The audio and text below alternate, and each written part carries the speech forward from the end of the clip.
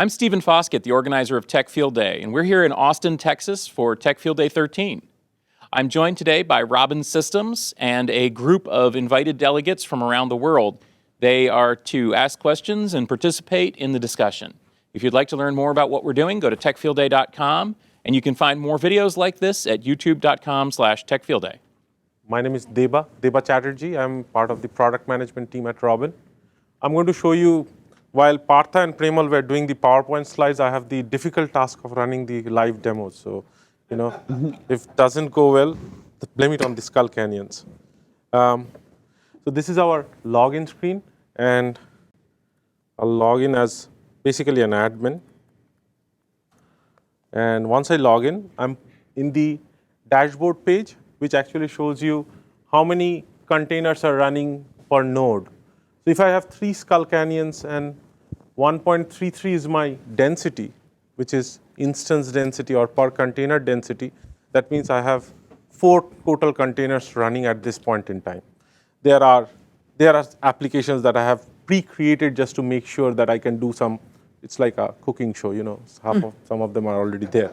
So, and in the infrastructure place, you can actually see that I have 3 nodes here, which represent these 3 boxes, which are part of our infrastructure today.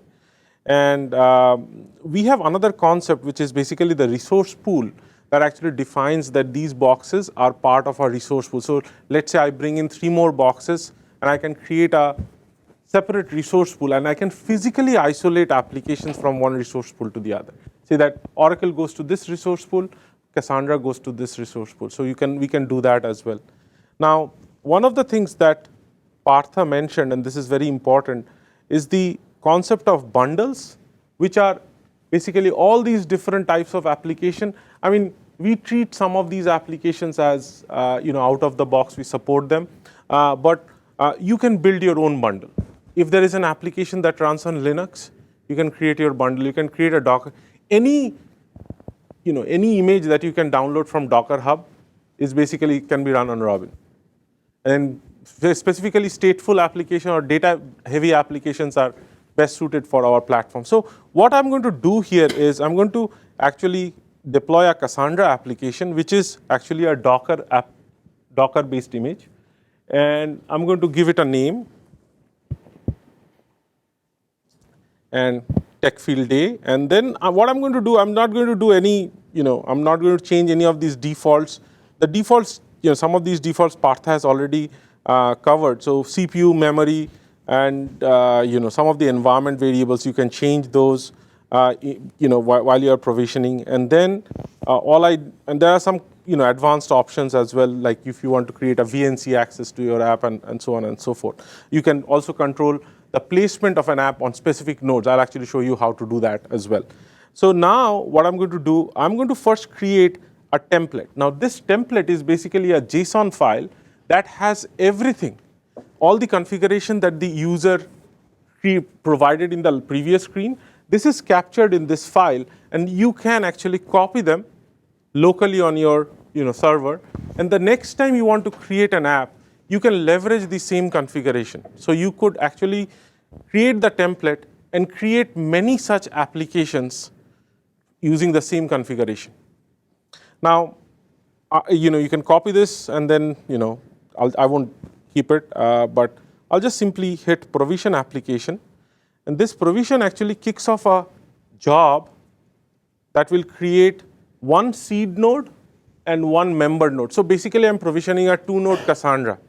I mean, I don't really have a lot of power to play with, but I'll add a node later on as well. So while this job is running, it's not that we have to wait and watch this.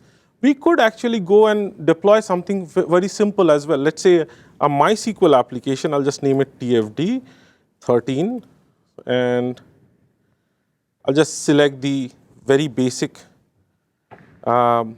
configuration. Here I have the resource pool, the IP pool that Partha mentioned, and I'll just say provision application, just to show you that how quickly a database, an entire database that it was not there to begin with, is provisioned. And this of course, I have it open here.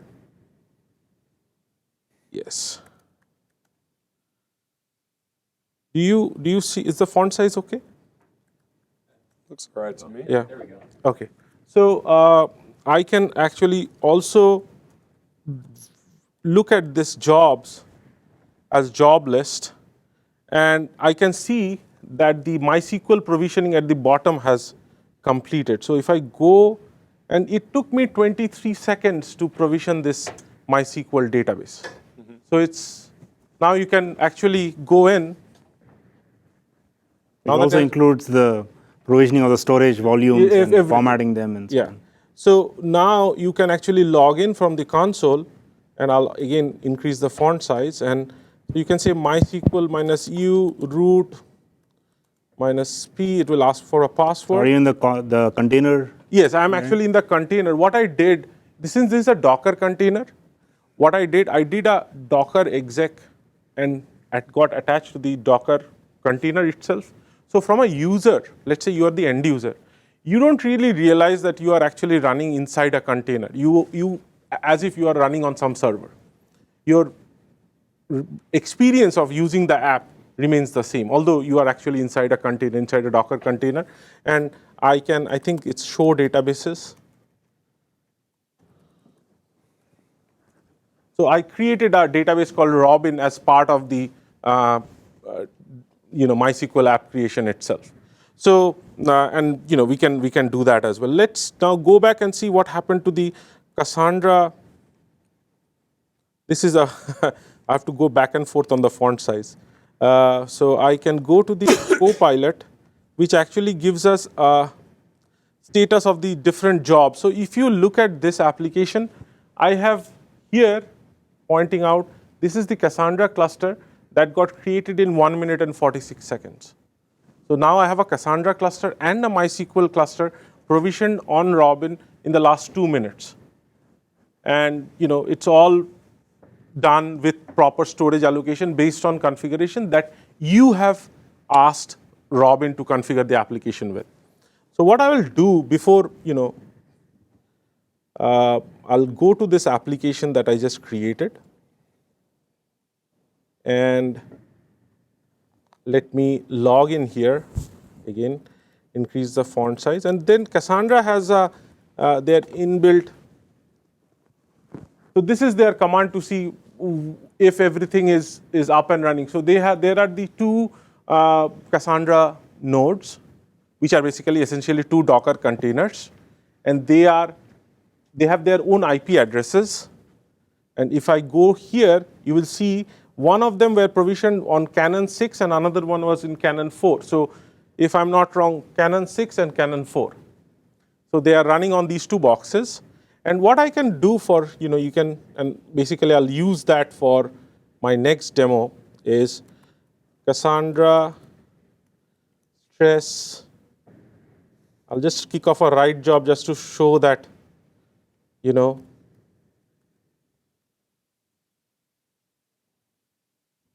So load some records in Cassandra that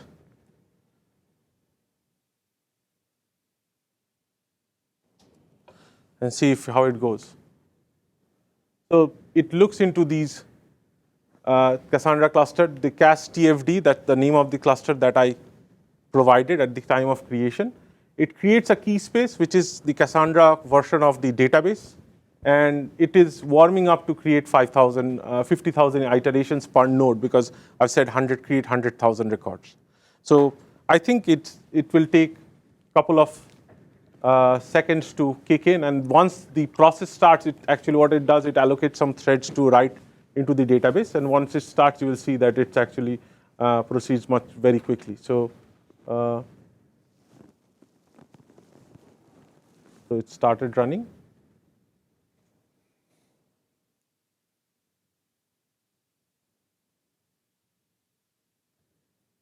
So 11 seconds to complete. Seems like a long time, but anyway.